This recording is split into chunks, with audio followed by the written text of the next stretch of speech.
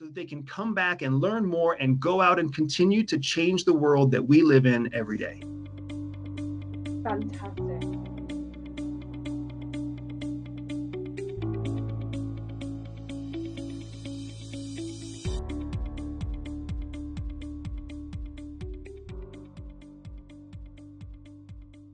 Oh my goodness.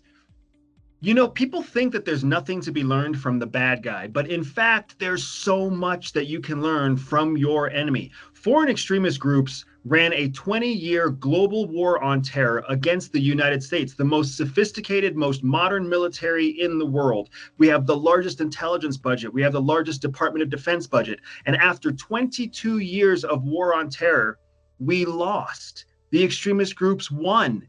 They learned how to outmaneuver us by changing the way that they handled money. They learned how to be creative in their communication. They created clandestine network communications, which we have replicated and made modern day using our end-to-end encryption systems that you see on cell phones. So really, when you're talking about what you can learn from extremist groups as a business, you're talking about agility, you're talking about adaptability, you're talking about resilience, you're talking about constantly shifting in a business marketplace where you may not have all the opportunities or the advantages yet.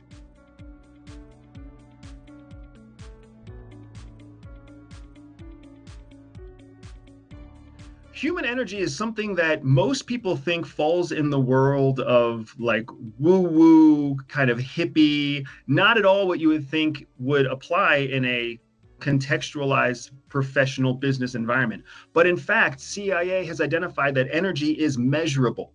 Just like the electricity that runs through your walls, just like the energy that's transformed into energy in your body when you eat food through kilojoules, actual energy is something that's transferred, that's actually received and sent between people in a measurable way. And when business owners and business leaders learn how to control that transfer of energy, it means that they can shape the environment when they're selling, when they're negotiating, when they're having a hard conversation that's related to HR. It's all about understanding how to send energy towards your target, how to receive energy from your target, and it's all based in science because the human body is a bioelectric energy source. It is a human battery. So you can transfer energy from person to person, and CIA knows it's true.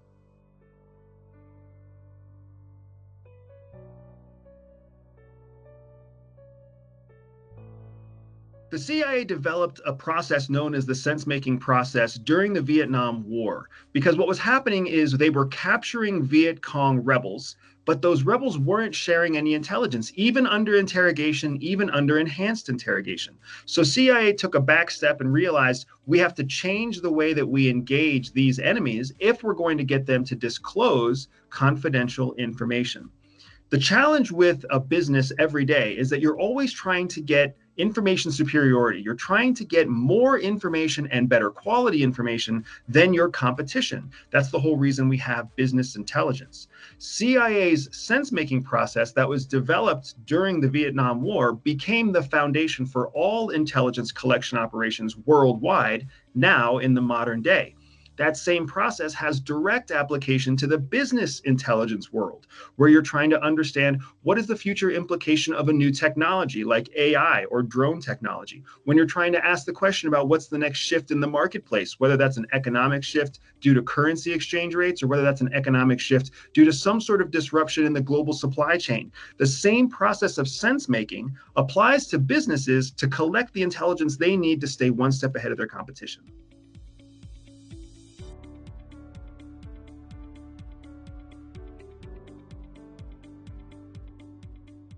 When a business owner thinks about security principles, it's easy to get overwhelmed with all of the options. Do you worry about your infrastructure security? Do you worry about your information security? Do you worry about your cybersecurity? And in reality, you have to think about all of them, but you don't think about them as individual security areas. CIA created an integrated model known as the risk prism. And the risk prism is a single way of looking at all the different security elements that go into making a resilient institution, the institution being the CIA. That same risk prism can protect business owners' specific institutions, whether those businesses are for-profit businesses, non-profit businesses, or even government organizations for state and municipal level governments. That process involves understanding all the different elements of risk, of security, and then understanding how there are secondary and tertiary impacts between each of those security areas. Because if you have an information security breach, it's very likely that the information being taken is going to lead to some sort of cybersecurity breach or infrastructure breach. So if you're not thinking about how all of the security elements are related in a prism, then you're leaving yourself vulnerable in more than one way.